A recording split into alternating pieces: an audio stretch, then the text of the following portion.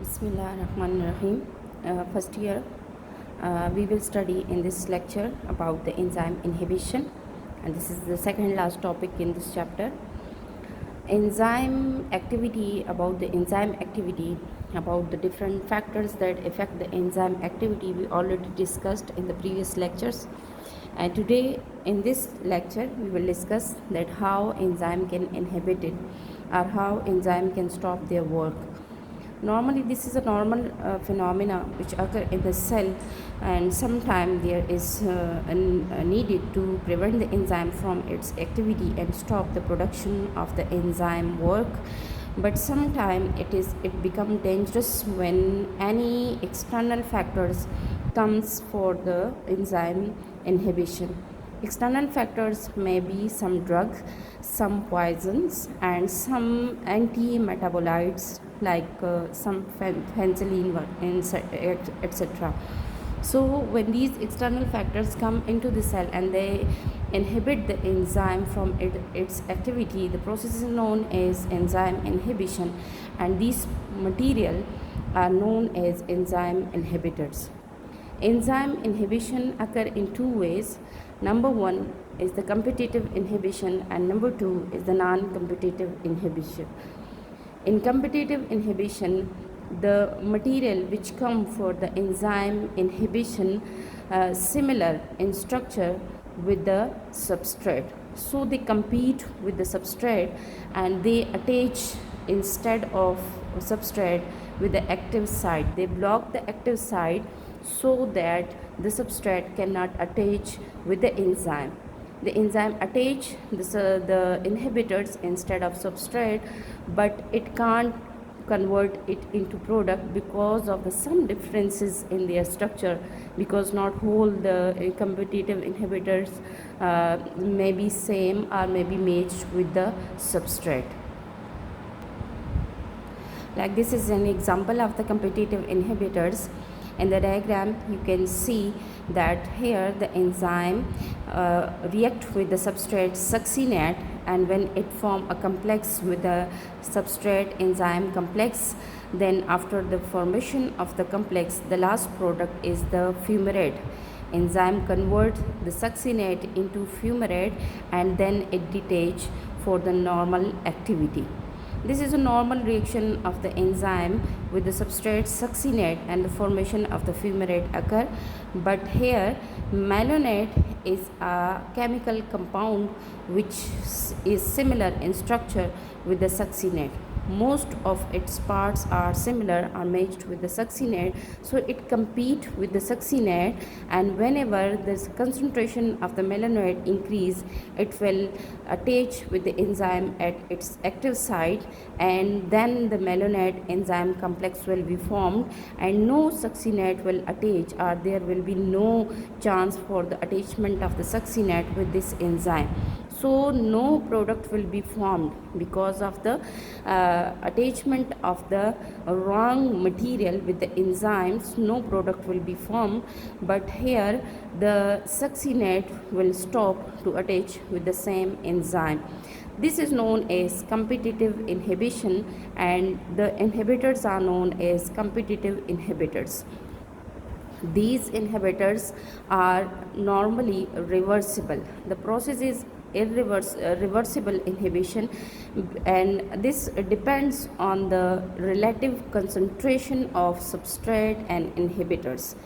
It means that if the inhibitors are greater in concentration, it will attach with the enzyme. If the substrate is greater in concentration, it will attach with the enzyme. Here, if we increase the concentration of succinate, the malonate will detach from the enzyme, and then the normal reaction of the enzyme and succinate will be occur. So it depends on the concentration of the substrate and inhibitors, and this process can be reversible by increasing the concentration of the substrate. What is the importance of these competitive inhibitors? Normally we see that here it follow the log and key model, as well as the competitive inhibitors are used for the bacterial infection. if we want to stop the bacterial infection, we will use those drugs which compete with the bacterial material, and so that the drugs attach with the enzyme instead of bacterial material, and bacterial infection can be stopped by this way. So these competitive inhibitors are used as an antibacterial material in the cell. The next type of the inhibitor is the non-competitive inhibitors. As the diagram show that this is the non-competitive inhibition. In this diagram, we can see that the inhibitors attach with the enzymes not at its active site but at the other site, and this site is known as allosteric site. The active site is empty for its substrate binds with the active site, but as the inhibitors attach with the allosteric site, and it acts as an inhibition because there will be no change in the enzyme structure, and enzyme will not be able to convert the substrate into product. So even the substrate attached with the active site, but the inhibitor attach with the enzyme at allosteric site, and it sometimes bring changes in the structure of the enzymes, and enzyme will be no more active for the conversion of the substrate into its product. The non-competitive inhibitors are then classified into two types. One is the reversible non-competitive inhibitors. Reversible non-competitive inhibition is occur when there is any inhibitor come and it attach with the allosteric site, and after some time it will detach or consume in the cell, and this is a normal phenomena which occur in the cell, and the example of this is the feedback inhibition inside a cell. This is the feedback inhibition example of the reversible non-competitive inhibitors. In feedback mechanism, when enzyme react with any substrate, they form many enzymes convert one substrate to other, like A is converted into B, B is converted into C, C is converted into D. But at the last, when this product is formed, threonine is formed, and there is no more need of the further reaction. This threonine will act on enzyme, and it will attach at enzyme 1 at its allosteric site for the completion of the reaction or to stop the reaction here.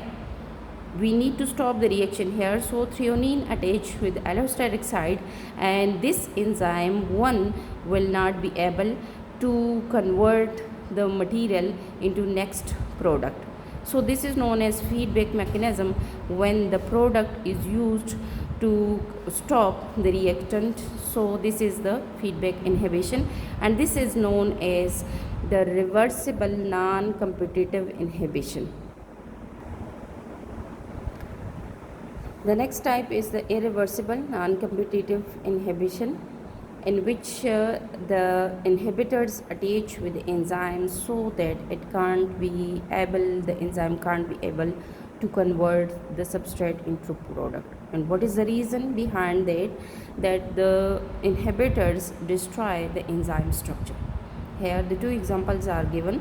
One is the cyanide, which are very poison for the living organism, and next one is the heavy metals like the copper, silver and mercury, etc.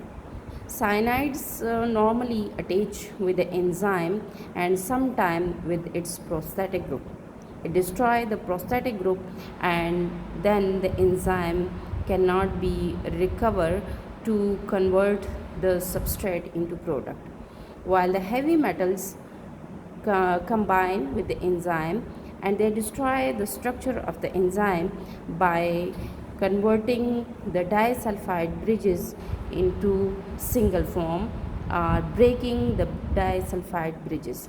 When the disulfide bridges break, the tertiary or quaternary structure of the enzyme is destroyed and the enzyme become denatured. So this apply this cause the permanent destruction of the enzyme.